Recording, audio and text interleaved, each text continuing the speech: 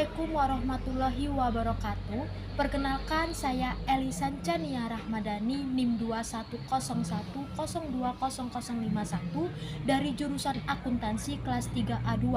Di sini saya akan menjelaskan tentang penulisan karya ilmiah atau artikel mengenai tahapan-tahapan pembuatan judul dan pendahuluan yang memuat unsur latar belakang, fenomena atau research gap, rumusan masalah, tujuan penelitian, dan literatur pustaka. Yang pertama itu latar belakang. Tahapan-tahapan latar belakang itu ada yang pertama, menemukan masalah di lingkungan kalian. Jangan langsung membuat judul.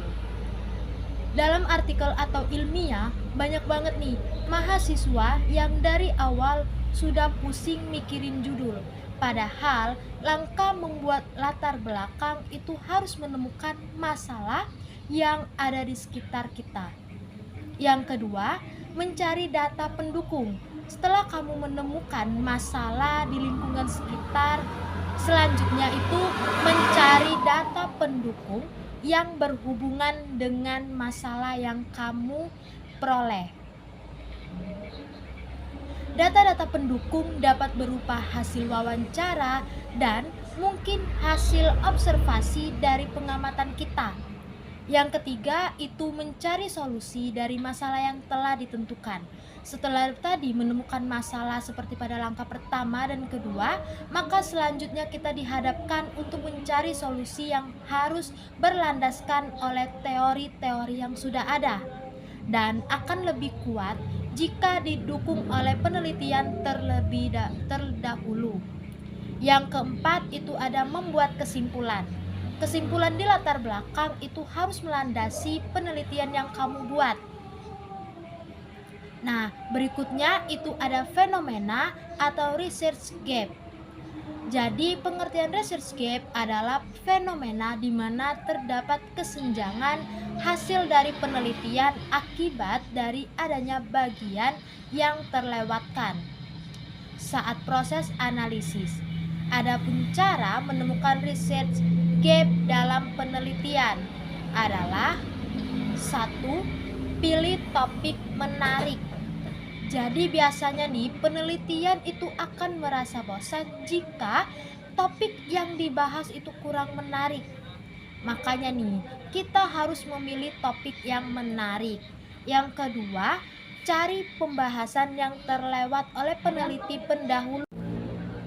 Hal tersebut bisa dilakukan dengan membaca penelitian terdahulu. Jadi, kita bisa nih mengetahui pembahasan apa yang terlewat oleh penelitian terdahulu. Yang ketiga, itu temukan inkonsistensi dan kekurangan penelitian sebelumnya. Terus berikutnya itu ada rumusan masalah. Secara sederhana rumusan masalah ini terdiri dari beberapa komponen nih teman-teman. Dari mengapa hingga bagaimana yang terkait dengan topik, penelitian dan detail yang akan dibahas. Nah, cara membuat rumusan masalah itu yang pertama disusun secara spesifik, di mana rumusan masalah ini harus mudah dipahami, yaitu tidak perlu menulis kata-kata yang panjang karena akan menghilangkan esensi dari apa yang akan disampaikan. Yang kedua, menentukan metode penelitian yang sesuai. Umumnya nih, ada dua jenis metode penelitian yang digunakan, yaitu metode penelitian kualitatif dan metode penelitian kuantitatif. Yang ketiga, itu mencari teori yang mendukung metode penelitian. Nah, teori pendukung tersebut dapat ditemukan atau dikumpulkan dari berbagai pengetahuan data atau dari penelitian sebelumnya. Yang keempat, melihat fenomena sekeliling. Tanpa kita sadari nih teman-teman, bahwa sebenarnya fenomena yang ada di sekeliling atau di lingkungan kita itu bisa dijadikan loh sebagai rumusan masalah dalam suatu penelitian yang kita buat. Nah, yang terakhir nih, pasti teman-teman udah tahu nih, yaitu menggunakan 5W plus 1H. Berikutnya itu ada tujuan penelitian. Jadi menurut para ahli, tujuan penelitian adalah ungkapan mengapa penelitian itu dilakukan. Atau bisa juga nih kita simpulkan menjadi kalimat yang menunjukkan indikasi ke arah mana sih penelitian dilakukan, atau data-data serta informasi apa yang akan dicapai dari penelitian itu. Tahapan-tahapan dalam menentukan tujuan penelitian itu ada. Yang pertama, untuk membuat tujuan penelitian harus kembali melihat rumusan masalah-masalah yang telah kita buat. Nah, yang kedua itu mencari kata operasional yang tepat. Dalam membuat tujuan penelitian, kita tuh harus mencari kata operasional yang tepat untuk menjawab rumusan masalah yang ada.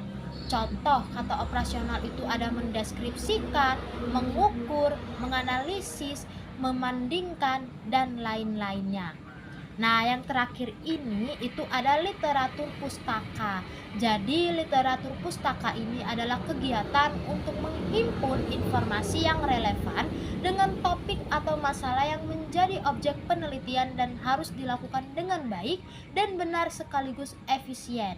Nah, tahapan-tahapan dalam menulis literatur pustaka atau daftar pustaka ini teman-teman. Jadi yang pertama, jadi cara menulis daftar pustaka yang diambil dari laporan ilmiah itu memiliki urutan, yaitu nama belakang dan inisial penulis, serta tahun pembuatan ilmiah, judul karya ilmiah, dan jangan lupa menyertakan diakses dari dan URL yang diakses apabila mengambil dari website atau internet. Jadi itu saja nih teman-teman yang Elisan dapat sampaikan mengenai materi kali ini. Kalau ada salah kata, Elisan minta maaf. Elisan akhiri, wassalamualaikum warahmatullahi wabarakatuh.